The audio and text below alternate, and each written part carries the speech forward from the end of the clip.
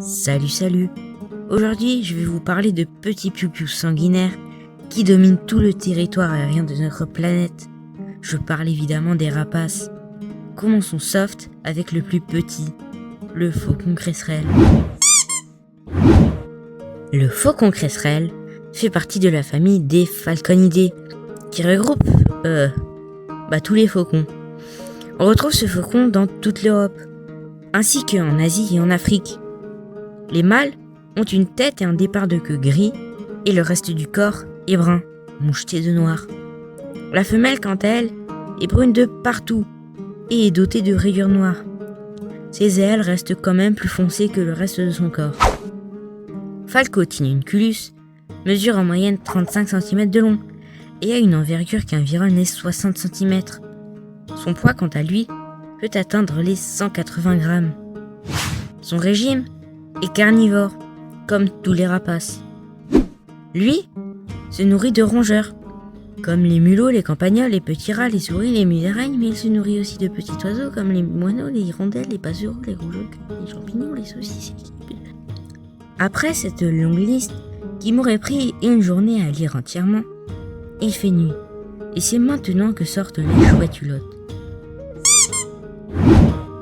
Vous êtes une petite souris qui se balade à minuit dans le potager de Monsieur Henri.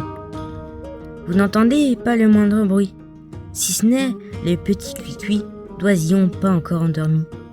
Quand soudain, vous entendez au loin « Bon appétit !» Et avant même d'avoir pu demander « Qui ?», vous vous retrouvez aux portes du paradis. Au cas où t'aurais toujours pas capté, tu viens de te faire bouffer par une chouette de la famille des strigidés. La chouette-hulotte a le vol très silencieux, alors beaucoup de ses proies sont mortes sans même savoir pourquoi. Bref, sa petite taille, environ 35 cm, et son poids de 380 à 800 grammes, la chouette-hulotte se retrouve en Europe et un peu en Asie. Elle a une durée de vie de 20 ans après avoir éclos suite à une incubation d'une trentaine de jours. Son cousin, le hibou grand-duc, vit lui aussi pendant à peu près 20 ans. Mais rares sont les individus qui meurent de façon naturelle, car le grand-duc est une espèce protégée. Ils disparaissent les uns après les autres suite à la destruction de leur habitat. Et pour les mêmes raisons, leurs proies disparaissent aussi. Donc ce chasseur nocturne de 157 cm d'envergure n'a d'autre choix que de se laisser périr jusqu'à la disparition de l'espèce. Mais revenons sur des notes plus joyeuses et intéressons-nous à sa taille, son poids et tout le tralala. Le grand-duc d'Europe mesure en moyenne 65 cm de long et pèse entre 2 et 4 kg. Les œufs sont pondus entre décembre et juillet, incubent pendant 35 jours, la mère s'occupe d'eux pendant 2 mois environ, avant de les chasser du nid. Mère indigne. Contrairement à une idée reçue, on ne retrouve pas ce vautour en plein désert ou dans la pampa africaine. Le vautour moine vit en partie près des montagnes qui longent les côtes méditerranéennes. C'est son cousin, le vautour fauve, que l'on peut retrouver dans les zones arides africaines. Le vautour moine se reconnaît à ses plumes qui varient du brun au noir et sa tête est dépourvue de plumes. Le vautour moine a une durée de vie qui environne la trentaine d'années. Dans ces montagnes abruptes, il se nourrit de cadavres nombreux et variés. On le dit nécrophage. Les œufs sont pondus entre février et avril et sont couvés environ 50 jours. Les parents s'occupent de leurs oisillons pendant plus de 140 jours. Une fois adulte, le vautour moine mesure environ 1 mètre de long pour un poids de 7 kg. Leur envergure atteint sans problème les 2 mètres. 2 mètres, c'est aussi l'envergure de cet oiseau, le pigargue à tête blanche. Ce rapace, parfois confondu avec l'aigle royal, vit en Amérique du Nord, comme au Canada et aux États-Unis où il l'utilise comme symbole. Le pigargue à tête blanche, ou Aliciletus leucocéphalus, se nourrit de proies mortes, vivantes, plus grosses ou plus petites que lui, comme des lapins, des mulots et encore beaucoup d'autres. Ce majestueux rapace, de 80 cm de haut en moyenne, pour un poids de 6 kg, a une durée de vie de 20 à 30 ans. On peut le distinguer de son cousin grâce à sa tête et sa queue blanche sur un corps entièrement brun. Lors de la période de reproduction, le pygare et la tête blanche font un couple fidèle qui ne se quitte plus. La femelle pondra un très viril mets et couvra ses œufs pendant environ 1 mois. Et voici le fameux, le fabuleux, le très populaire aigle royal. Ce petit oiseau, qui ne fait que 2 mètres d'envergure, se retrouve seulement dans toute l'Europe, dans des milieux comme les montagnes. Ce tout petit oiseau est aussi capable de soulever de petites proies de 40 kilos seulement, telles que des chamois et des petits bouquetins. Ce très petit oiseau de seulement 6 kilos ne peut pas dépasser les 1,20 m de long. Ce très petit oiseau, qui s'appelle Aquila chrysates, est complètement brun, avec un bec gris. Ce minuscule oiseau se reproduit à partir de novembre et couvre pendant 45 jours. Les poussins naissent environ en avril, avant de devenir de véritables mastodontes. Cet aigle a un nom tout droit sorti de la mythologie grecque et est réellement terrifiant. Dans la mythologie grecque, une harpie est un monstre mi-femme mi-aigle qui a un corps et une tête de femme et un bassin, des pattes et des ailes d'oiseau. Dans la réalité, une harpie est un monstre mi-humain mi-aigle. Ce monstre donc vit principalement dans les forêts tropicales d'Amérique du Sud et centrale. Là-bas, elle se nourrit de singes et de paresseux qui sont leurs plats favoris.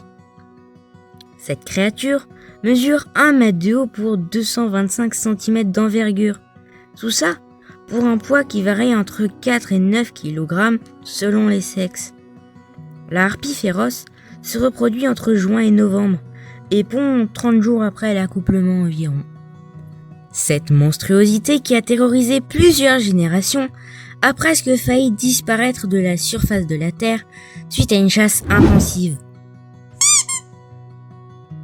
Le gypaète barbu s'est presque éteint à cause d'une extermination massive, due au fait que l'être humain croyait qu'il kidnappait leurs enfants la nuit. Alors ça n'est pas le cas, mais si l'envie lui prenait, il pourrait attraper un jeune nourrisson, l'emmener à 2000 mètres d'altitude et le faire se scroucher par terre. Car même si aucun humain n'a été tué par le gypaète barbu, des membres de la faune montagnarde, tels que les jeunes bouquetins ou même des renards, se sont fait tuer comme ça, car le gypaète mange des os. Et pour qu'il ne soit pas trop dur à avaler, il lâche les cadavres qu'il a trouvés de très haut pour broyer leurs os. Non mais sérieux, le pauvre chamois, il a rien demandé, il se baladait, là il se fait croquer par un loup, sans doute, qui passait par là. Maintenant qu'il était mort, il pensait pouvoir se reposer en paix. Mais non, le gypaète a décidé de le faire. Mais non, le gypaète a décidé de lui manquer de respect et de manger tout ce qui restait de lui en le transformant en purée.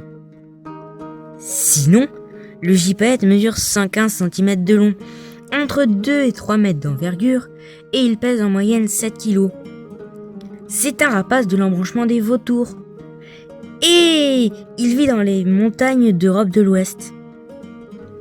Regardez-moi cette tronche de cake. Si vous étiez le second plus grand oiseau du monde, est-ce que vous vous amuseriez à être le plus moche possible, De toute manière, il faut pas juger aux apparences. Tiens, en parlant d'apparence, le condor des Andes mesure plus d'1 mètre de haut et a une envergure de près de 3 à 4 mètres. Vultur griffus a un poids qui environne les 10 kg en moyenne. On peut retrouver cette espèce de vautour dans toute la côte ouest de l'Amérique du Sud. Il est l'oiseau le plus grand du monde après l'albatros hurleur. Le condor des Andes a une durée de vie de 60 ans, même si certains ont vécu presque un siècle. Le rapace dont je vais vous parler maintenant serait capable de faire suer tous les rapaces du monde s'il n'était pas éteint. Ce titan de plus de 3,5 m de long, vivait en Amérique du Sud au Miocène. Parenthèse. Le Miocène, c'est une époque qui a commencé il y a 8 millions d'années et s'est achevée il y a 6 millions d'années. Il se nourrissait de viande, même si rien ne m'a dit qu'il ne mangeait rien d'autre. Quand je faisais mes recherches, les seules indications que je trouvais, c'était que... Selon Archaeonity, cette créature mange croquettes supérieures, viande de mouton, viande supérieure crue, côtelettes d'agneau cuite, viande cuite supérieure, chair de poisson supérieure crue, viande crue, chair cuite de poisson supérieure, viande cuite et chair cuite de poisson. Non mais puis quoi encore? Bon, parlons de choses plus crédibles, comme son envergure de 7 mètres, ou même de son poids qui est énorme, 72 000 mg, soit 72 kilos. Bref, j'espère que cette vidéo dédiée aux rapaces vous aura plu, et on se retrouve bientôt pour une prochaine vidéo.